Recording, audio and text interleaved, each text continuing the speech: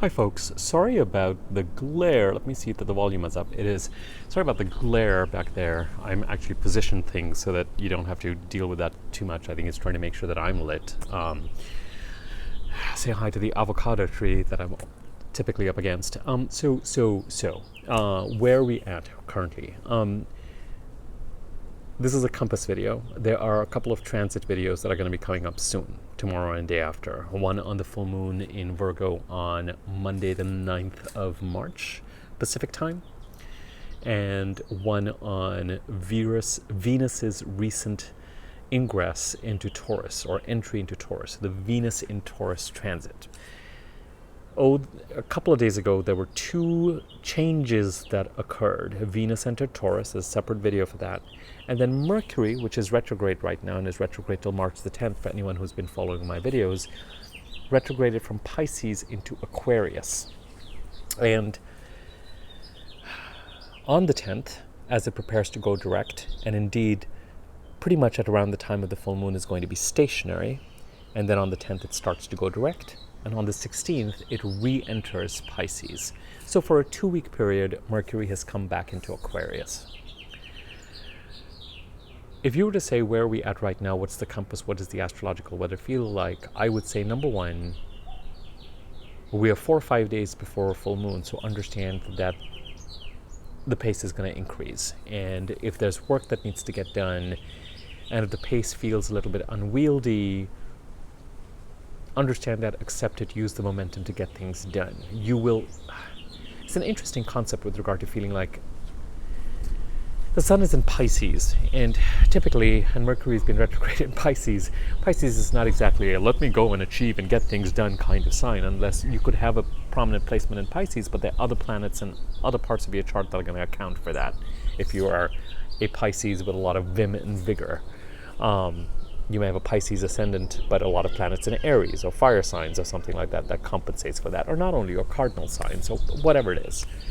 To each their own. But from the pace,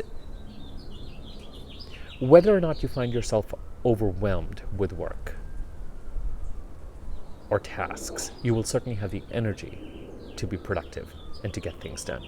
And so by all means, lean into that over the next 4 or 5 days. And the days after a full moon, the 4 or 5 days after full moon, are a fantastic time to execute, in this case, for a number of reasons. So the first thing in this compass that I want to just remind you is that we're headed towards a full moon, so the energy will increase. We're going to have greater energy, and certainly as we get to the full moon, and I'll leave that for the full moon video, things might topple over. We might have that much energy, or things may be revealed, or things may happen in interesting and strange ways that bring an impulse or a reaction out of us. That's the full moon. The important thing right now is just knowing that you have energy to tackle things, which is good. The second thing that I want to mention is that as we head to the full moon over this weekend, today is Friday afternoon, on Saturday and Sunday, the sun will conjunct Neptune. And for anyone who saw my Venus in Pisces, so anyone who's been following my videos knows that on January the 25th of this year, Venus conjuncted Neptune in Pisces. And I'd explained that Neptune is a planet that is not very concrete. Neptune is a planet that inspires and asks and demands us to connect with the ultimate truth, which is not egoic. And so while on the one hand, it's a wonderful planet artistically and creatively because it governs our muses, it governs our inspiration, it's not what I would call intuition in terms of clarity, or intuition in terms of understanding or epiphany, as much as it is what I would call inspiration, out of nowhere. Artistic, muse-like, coming from, intuition coming from some sort of a place, invisible place. It's a planet, as is Pisces, and Neptune is in Pisces, so it's very strong right now. It's a planet that encourages a certain amount of daydreaming, spacing out, shutting off the mind. Clearly, what I'm saying must be extremely important because we have sirens and all sorts of things to kind of punctuate whatever it is that I'm saying. So let's just assume that Neptune is causing that and it's coming from somewhere that doesn't entirely make sense. And it has that quality of not making sense, but comes from somewhere. Pull it out of the ether. There's a murkiness to it. There's a dreaminess to it. It's inspiring. It's emotionally inspiring. It's artistically inspiring. It's creatively inspiring. Where do your ideas come from? Where do your fantasies come from? So a lot of things around sort of fantasy literature and fantasy in the arts. And indeed, anything that feels like it kind of takes you out of the sort of disciplined and time and space-bound earthly realm or the material realm could be influenced by Neptune. The larger, more important thing is that with Neptune and with Pisces, the preoccupation is with higher consciousness and the idea that nothing is really ours. Nothing is yours, nothing is mine, nothing belongs to the individual. There is no individual when it comes to Neptune or Pisces. We all belong. We don't even belong to the collective. It's the idea of one consciousness. And so while we are incarnated on this planet, we, however, have to grapple with the idea that we do need to put food on the table, and we do need to earn our money, and we do need to possess certain things, and we do need to defend our boundaries. And Neptune is all about dissolving boundaries. There we have it. That's what I was searching for. So when it comes to Neptune, when Venus conjuncted Neptune, I had mentioned that it could have been a creatively sort of productive time, but there was also the question of, was there any deceit around or loss around money or finances or relationships somehow, especially related to wherever it is that Pisces sits in your chart. Now, if you, for example, have a Pisces ascendant or a strong Pisces, it could be that you're being deceptive, or it could be that it could be that you're spacing out somehow, or getting some sort of creative download that is particularly Neptunian. But I want to address the idea of deception. One of the ways in which Neptune functions, because we as human beings have a hard time not protecting what we feel we need to protect and we see as ours, and which Neptune wants to dissolve, is that it takes it away from us, often through deceptive means, because it has no other choice. There's no other way to do it. So you may get someone who, stealing, thievery, deception, sort of a Seven of Swords in the Tarot kind of feeling or mentality. And ultimately with Neptune especially, the idea of trust and surrender becomes extremely important, because the idea is you're holding on to this, you're much too attached to this, or whatever it is, it's not going to serve you, I'm going to take it away from you. The only way I can take it away from you is through successfully deceptive means, because otherwise you, based on the way you're conditioned, are going to try and hold on to it and protect it as much and as strongly as you're going to do. And, my job is to let you know that it really isn't yours in the first place, because ultimately when you're transitioning from this plane to the next, you aren't taking it with you. It's already got someone else's name on it, ideally, if you're a generous person and if you get this. And if you don't get this, then guess what? It already has someone else's name on it. You can hold on to it as much as you want. It sort of has this kind of Howard's End only connect feeling, where, Margaret Schlegel, where this woman gives a house to this character, and they try to not let her have this house, the people, the family who thought they would inherit the house. And then, of course, she ends up marrying the person whose house it is. And so she ends up getting the house anyway. So it's one of these things with regard to, there's a higher planet place and things have other people's names on it and your name on things and but it's the way Neptune functions.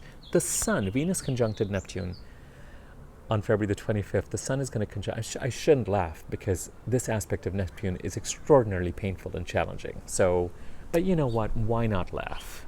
Why not laugh? Why not laugh?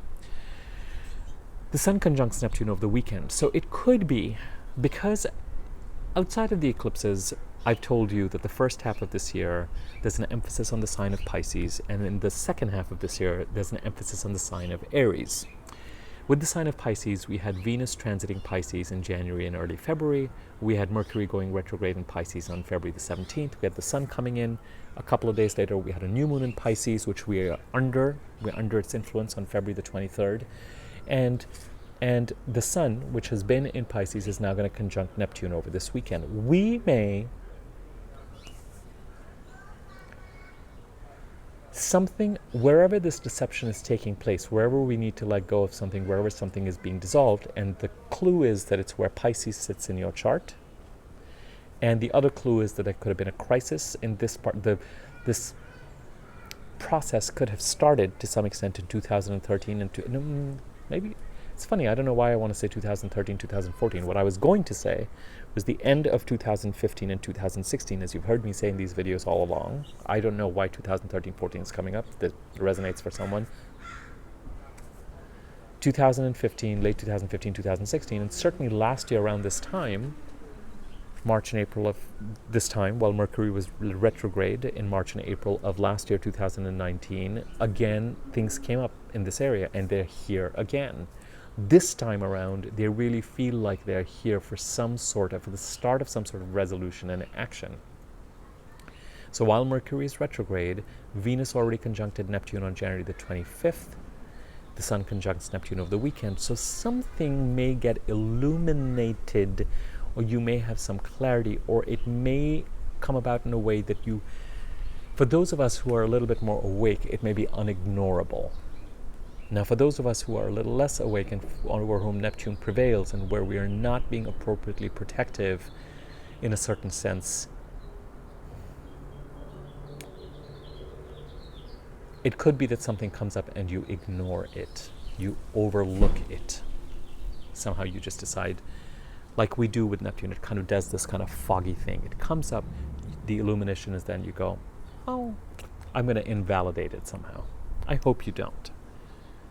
The question, of course, after everything that I've said is, Avi, why do you hope I don't? You've already told me that Neptune is going to take it away from me and it has someone else's name on it, so why should I fight to protect it?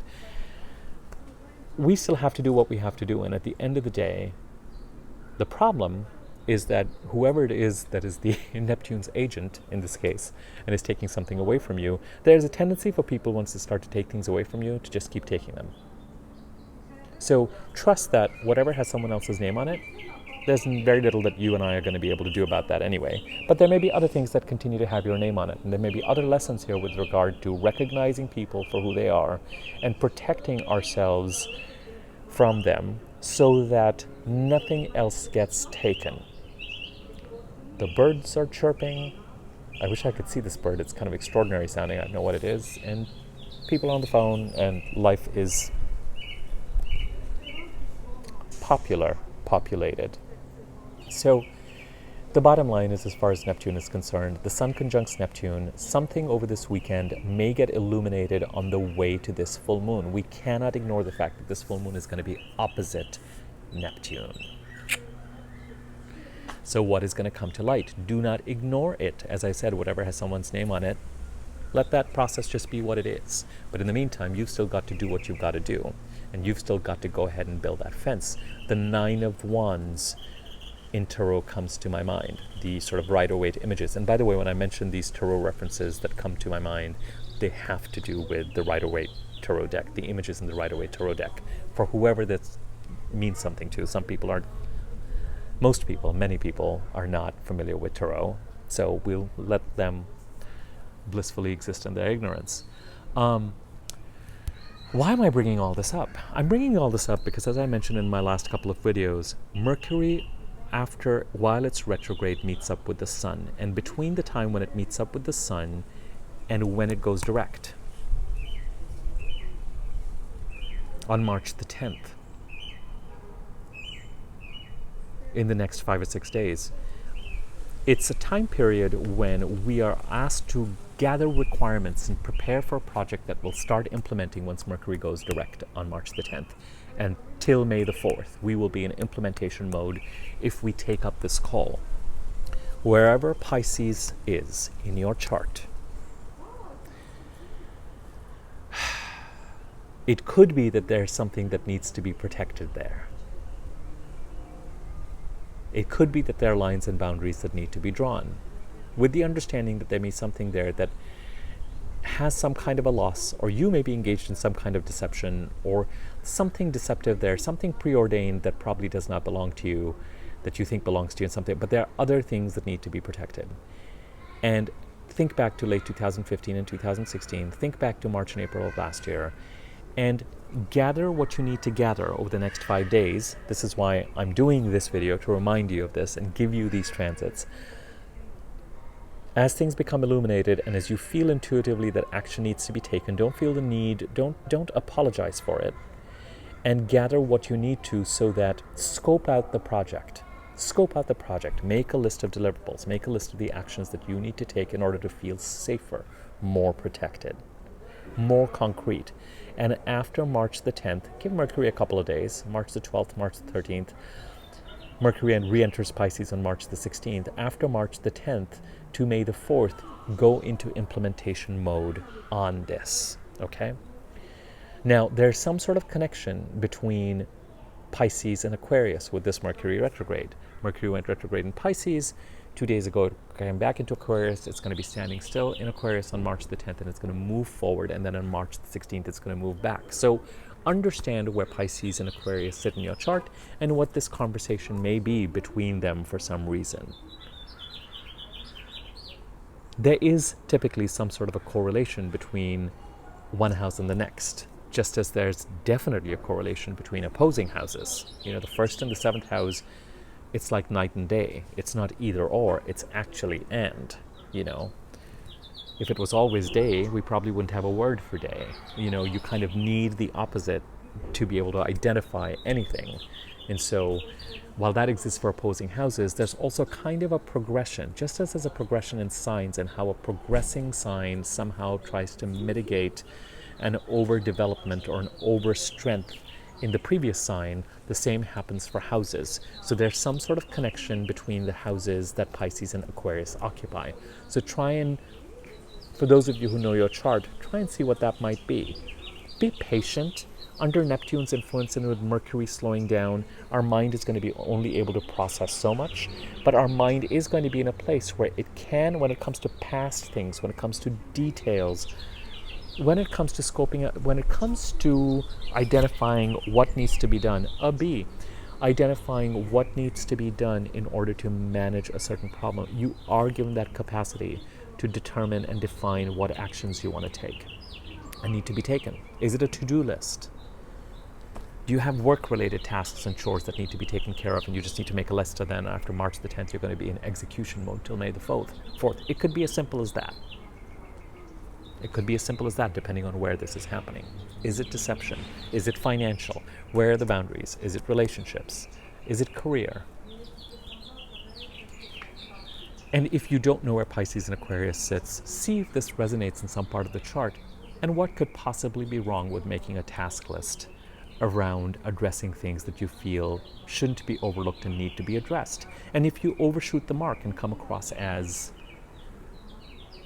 overly imaginative or wrong, is there anything wrong with picking up the phone and saying, hey, I just want to make sure that this is, or taking the action and saying, hey, I just want to make sure that this is? I don't think so.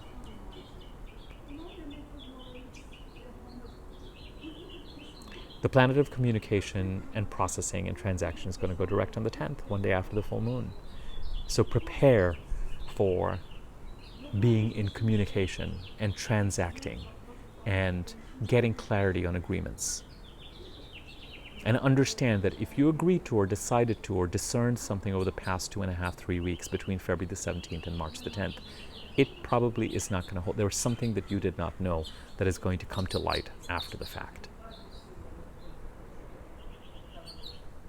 And pay attention to, as the weekend progresses, if you get some sort of clarity or flash around this concept of loss and deception, that gives you gives you more information as you scope out whatever it is that needs to be tackled after March the 10th.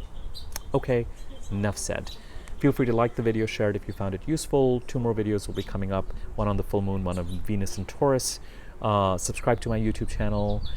Click the bell icon next to the subscribe button so you're notified whenever I do a new video. My contact information is in the description area. You can contact me if you're interested in finding out rates for readings or want me to make you an easy to read version of your chart for which you will need your birth time. Over and out.